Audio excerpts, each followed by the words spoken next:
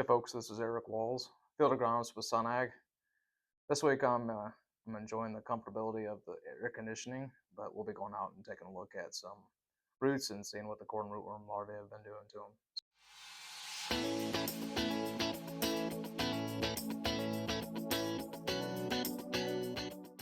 The corn rootworm larvae, we're starting to see them hatch right now as they're beetles, but prior to that they were in the larval stage below ground, and you can see where they've been tunneling in on the plant. The rootworm larvae are attracted to actively growing roots. So the actively growing roots are giving off carbon dioxide, so they're attracted to those. Feeding can take place anywhere from 6 inches deep clear down to maybe 18 inches deep. So we can see some visual tunneling on this plant.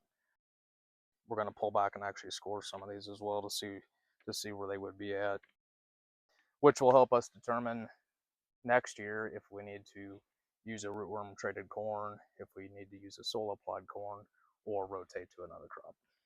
So it's important to do these rootworm digs this time of year, or maybe a couple weeks later after we know all of the rootworm have hatched. But it's important to look at those because they do disrupt the water uptake, nutrient uptake, and can potentially lead to the plant lodging over, which can interfere with a good harvest. Fortunately, we've had a pretty wet summer for the past month, since about June 10th locally. And when we have enough moisture, thankfully, the plant can overcome some feeding. But if we have a summer that's drier, then a little bit of feeding can go a long ways in setting back that plant's potential. The corn rootworm feeding scale goes from 0 to 3, and we will add up that score for each node. If the feeding has occurred up to the base of the plant to about 1.5 inches long, then we'll count that as 1. In this case, if we have, like, this node's pretty short here, or this root's pretty short here, it's less than 1.5 inches long. There's 10 roots here. One of these is affected, so 1/10 of them. So we're already at a 0.1 on the scale. As we look at the rest of them, we don't see any that are 1.5 inches or less long, but we can look and see if there is some feeding taking place and add that to that score as well. So on this one, as of right now, it's at a 0.1. If we get to a 0.25 or higher, that would be the threshold for a grower to look at a different method to control rootworm for the following year. We don't know what next year's populations are going to be like, but we can start to formulate a plan for next year by placing sticky traps out in your field. And corn right now, I like to put it right at the ear level. These have been out here for 48 hours, and we have not caught any western or northern corn rootworm beetles yet. So if we're catching 2 beetles a day, that's concerning in corn. We also should set some traps in soybean fields for the western rootworm beetle, which the female likes to lay her eggs in there. If we're catching 1.5 a day in the soybean fields at this time, then that's concerning. So if you're finding that, then you need to look at using traits or a soil applied insecticide or rotating to a non-host crop. So if you're digging plants and you're seeing a lot of damage, rootworm damage, the problem could be localized because the male and female beetles don't move very far in their lifetime.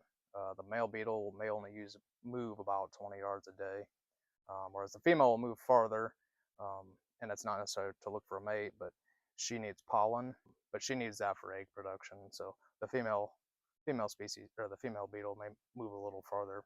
So that's why I say it may be a localized problem. If you're finding a bunch in one spot, then move to another area and dig some more plants. So next we want to stage this plant, and we know it's at least R1. R1's silking, and we know it didn't pollinate on day 1.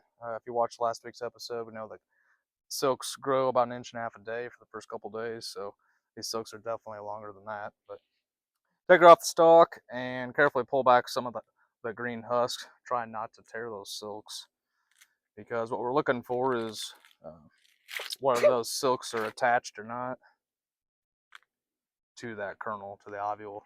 So if they are attached, pollination has not occurred. If they fall off freely, then the pollination was successful. So we still have Still have some silks that are attached on one side of the ear and some of the base ones. So as those silks get longer, as we mentioned last week, it gets harder for the silks underneath to get pollinated, and that's possibly occurring here since it's all on one side. The tip, so that last inch and a half's not been pollinated either. So, but pollination's still going on. We got pollen falling on us while we're walking out here, so not a concern. And the silks look viable. There's plenty of moisture, so no concerns of mine at this point that pollination won't be successful over the next couple days. Just want to jump into a soybean field quick and give you an update on the stage there.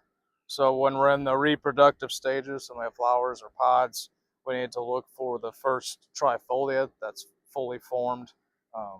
So on this plant, it would be this one here on my right hand. I know these are uncurled, but it's not fully formed. So we'll go here. So this is the first node we're going to count. This is the second node, third, fourth. So as I count down 4 nodes, I do not see any pods. Almost 8 pods down before I see a node that has a pod that's 3/16 of an inch long. So this plant's still at the R2 growth stage. You can see all the flowers that are present. So there's easily 8 present there, but how often do you see 8 pods on a node at harvest time? So beans produce a lot of flowers, but unfortunately they also abort a lot of those flowers. We look at for any defoliation. This plant's clean. See a little bit. That'd be 1% defoliation on that leaf. Aside from that, grape colopsis. Have not seen any other insects out here. The silk clippers are out.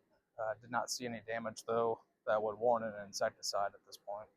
Keep scouting fields for diseases, for insects. We have the right environment. We just probably need a little more time for a lot of those corn diseases to take hold and start to show up.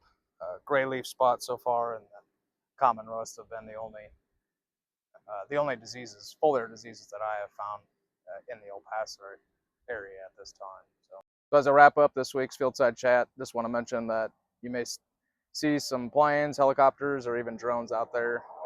We are starting to make some fungicide applications in the corn, and probably next week start to make some applications in the soybeans. So soybean, we're looking at targeting that R3 growth stage, and in corn, I'm comfortable with anywhere from tassel through R1, R2, those stages. So again, as I mentioned earlier, we have the right environment for many diseases. So in my mind, we need to protect early so that that plant doesn't get infected and bring down any yield potential. So appreciate your comments and your questions. We get a lot of those each week after these Fieldside Chat videos. So appreciate those, and we'll see you next time. Thanks.